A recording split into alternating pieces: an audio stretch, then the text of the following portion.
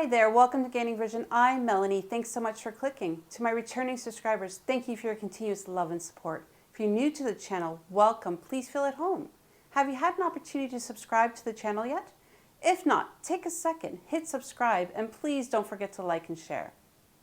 When I say the name Donald Trump, what comes to your mind?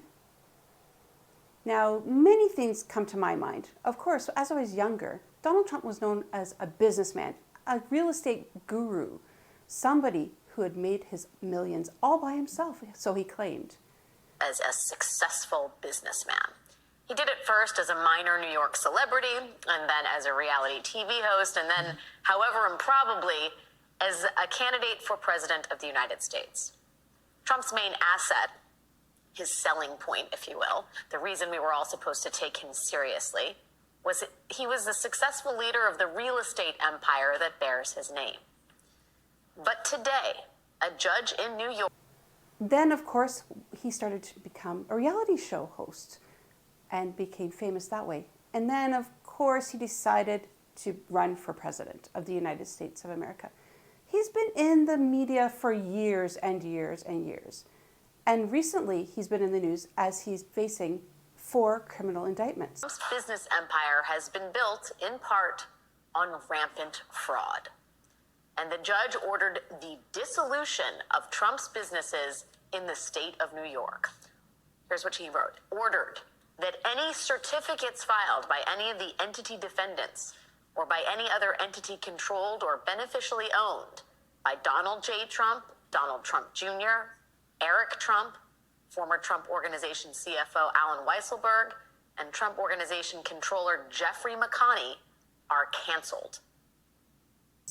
He's also wanting to run for president once again for 2024. And most recently, he's been in the news because of the verdicts. The Attorney General had taken civil charges against him for his business organization, Trump Organization, his children, sons, as well as himself and the chief financial officer of the Trump Organization. All of them for fraudulent, for beefing up the financial statements in the business, whether it was to secure loans, get lower tax breaks, whatever it may be. This went in front of a court in New York State. What was important for this was yesterday, the judge gave his verdict on the litigations of fraud. And he was found guilty. Trump was found guilty. In fact, the judge said all certificates for the Trump Organization, Trump, his sons, and the chief financial officer are now null and void. The Trump Organization effectively has an out-of-order sign hanging on it, at least in terms of its businesses in New York State, which, again, in this moment, at this hour, is a fairly staggering development for the man whose entire reputation was built on his alleged business acumen. It is also not all that this judge has decided. Because of this order, several of the crown jewels in Trump's real estate empire, the properties upon which he built his brand, those properties are now in limbo. The precise impact of today's ruling has yet to be seen, but Trump could lose control of properties including Trump Park Avenue, which is his luxury skyscraper in Manhattan's Lenox Hill neighborhood. He could lose control of 40 Wall Street, the historic tower Trump owns in the financial district. He could lose control of his Seven Springs Golf Club in Bedford, New York. Even his apartment in Trump Tower, the Gilded Bunker, in which he has sought refuge in his home city, Trump could lose control of that. Maybe even the Golden Toilet, too. He said that a receiver will have to go into place in the next 10 days to take account of all of the businesses so they can be dissolved. And that will mean that no longer are Trump, his children, or the chief financial officer able to do business in New York State. This is very big news. Now, of course, we know the shenanigans that happen when Donald Trump goes to court. He's going to fight it. His legal team is ready. And in fact, they came and gave a lot of different takes on the evidence presented. In fact, the judge called a lot of the statements that they shared frivolous. Today's ruling was not good for Mr. Trump and his defense team. And the judge here, Judge Arthur Engeron, made very clear what he thought of the defense, also, again, as part of his ruling. The judge accused the defense of living in a fantasy world, not the real world.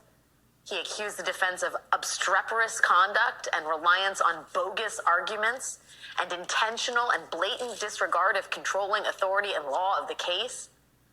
He admonished Trump's legal team in no uncertain terms and wrote, "Sophisticated counsel should have known better."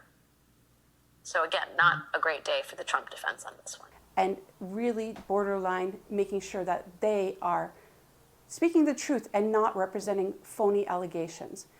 So what the judge was saying, that financial statements were cushioned, changed, his assets, the amounts were fixed to benefit Trump.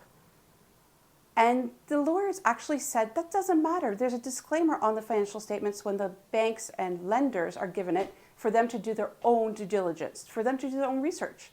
And the judge said that doesn't matter. It doesn't matter. The fact is, any documents that are fraudulent for businesses in New York State is illegal.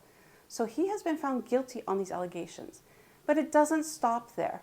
In fact, as of Monday, October 2nd, the court case against Trump and the organization, put together by Letitia James, the New York Attorney General, she has put in, there's 6 more allegations that the same judge is going to be looking at. Trump's team announced tonight that they plan to appeal this ruling, but for now, all of this looks like pretty good news for New York Attorney General Letitia James, whose case against the Trump Organization is expected to officially go to trial on Monday, which is 6 days from today. And Judge Engoron, the same judge who just accused Trump's team of living in a fantasy world, he will be the presiding judge in that case. Out of that trial, we are likely to find out the fate of Trump's empire, whether he will lose control of his numerous properties, and whether he and his sons will ever be allowed to do business in New York State again. And when they go to court, it's not a trial by jury, it's a trial from the bench. So this judge is going to be going through all the evidence for these upcoming also charges along these lines in the same case. Senior legal correspondent for NBC News and investigative journalist Suzanne Craig, one of the lead reporters in the New York Times Pulitzer Prize-winning investigation into Trump's finances. Sue, Laura, I'm so thrilled to have you help me understand. I read this ruling, and I've gotten slightly better at understanding. This one was tough for me, I'm not going to lie. Laura, I understood this to be a fairly devastating rebuke for Trump's defense. Is that how you're reading it? I think the plain language, the scathing language, in particular, the judge seems angry that his words weren't taken seriously over and over again, essentially telling them, I warned you about these arguments last time, and yet you continued to make them. They're borderline frivolous, so much so that he has ordered sanctions against the lawyers. Yes. This is not something you see often, but the judge is clearly so angry about what he calls glaring misrepresentations. That's an embarrassing thing to receive as an attorney. You never want to have that associated with your name. And fines of, I think, $7,500 against each, each right? of the people who signed on to the briefs that he said were borderline frivolous.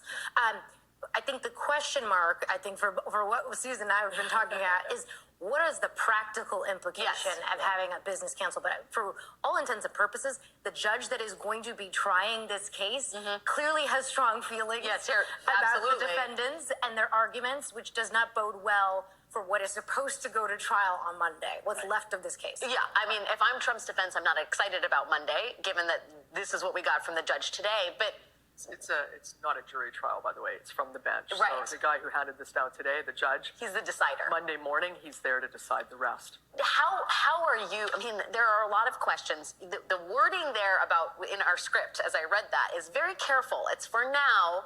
It's kind of an out of order sign hanging over the Trump organization. And I want to be careful about that because there's going to immediately be appeal. So that's the first one. Of course, he's going to appeal it. But there's going to be a receiver put in, and so a receiver to control the assets. So is that right? Right, and it's going to be in the interest of, I think, in the short term for those properties to do well. We're not going to all of a sudden see an immediate sale or anything like that. And I think there's going to be, if there is a sale, if that's what results, it's going to be a very controlled sale, because potentially the proceeds of the sale of, say, the commercial area of Trump Tower or Seven Springs, the estate that he owns, or one of the golf courses, could go as disgorgement to pay whatever fine ultimately happens at the end of the court case. Can we just talk about that for a second?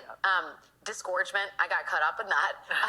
But effectively, Letitia James is calling for $250 million. That's a lot of money. A lot of money. There's a huge question about how liquid Trump is at this stage, and whether, to your point, he may need to sell off some of these properties. Is that right? If in fact the judge rules in favor of Letitia James. Well, I think if the end of it and we keep rolling and there's appeals, we could very well see the sale of some of his New York assets that potentially could go to pay the fine. And in the interim, which is a huge fine for him. A massive fine. It's a massive fine. It's not tax deductible, and it's not a good. You can't write it down, right? And we're not heading towards a moment now where that fine won't be $250. It might be $100. We have this was devastating today. He was found liable on the fraud stuff. That was the main charge. There's going to be some other. The trial likely will start Monday. There's one more legal maneuver coming this week, but we would expect it to go ahead Monday. And there's going to be other things that are going to be adjudicated, but the main one was that fraud charge, and that's done. To the question of what practically happens to the businesses, Laura, it seems like a very real possibility that the Trumps will not be allowed to do business in the state of New York ever again. Well, yeah. How are you reading the sort of tea leaves in this as it pertains to that ultimate question? Well, I think that's part of why this was always sort of the wild card case for the business and the family. And there's been obviously so much focus on the 4 criminal indictments, and for good reason. There are criminal cases. This is a civil case. This is not about jail time, but it is about the business, the reputation, the family's stake, and interest in something that clearly was important to them. And look, if you're a lender reading this, yes, is this a business that you want to engage with anymore? And perhaps they already had reputational risk, and their point all along is, look, you should have done your own due diligence. You shouldn't have relied on our statements of financial condition. You should have dug in for yourself. But truly, if you're a lender looking at this, is this a business that you want to engage with? Well, let's talk about the statements of financial condition, because all along, this is the juicy part of the discussion, but it truly is.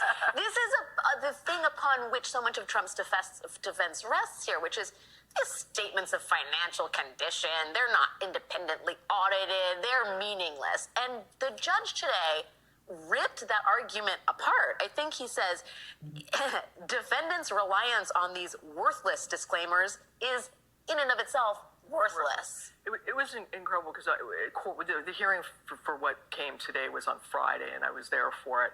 And just to hear Trump's lawyers at the beginning, actually both sides sort of felt like they started with the phrase, we feel like we've walked through the looking glass. Like it was really just like a house of mirrors, like the way they were just going through all their reasons why these financial statements were worthless. There were caveats on them. Well, there's just a lot of variation. Well, the banks do their own due diligence themselves, and so they submitted all these documents knowing that these weren't just a little bit off. This was something that he is maybe worth $20 million. He said it's worth $150 million. And at one point, the judge, and maybe we all should have seen this coming today, the judge, and I've written it, I don't even want to paraphrase it. It was so good. He was so angry. He started pounding on his desk and looking at the Trump lawyers, and he said, "You cannot make false statements and use them in business. That's what the statute prohibits." And he was just furious. He was just like, shut up. There was no gray area for him. No, and he was really angry about it, because they had all these excuses for why these financial statements were essentially worthless. I think the main one probably being that the banks do their own due diligence. Right. Well, you still submitted them as a document to a financial institution, in other cases insurance companies. There are rules about that.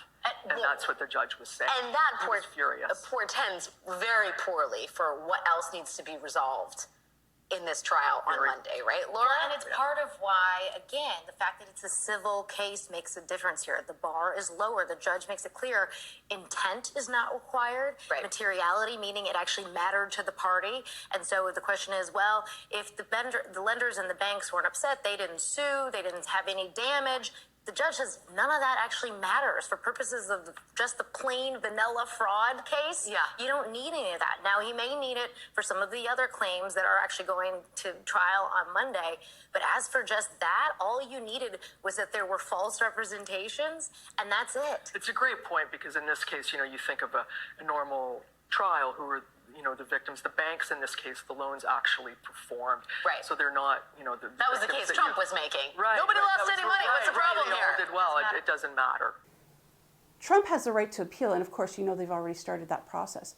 But what's really specific about this particular case is a judge also puts financial sanctions against the lawyers on Trump's legal team for carrying on this nonsense in court.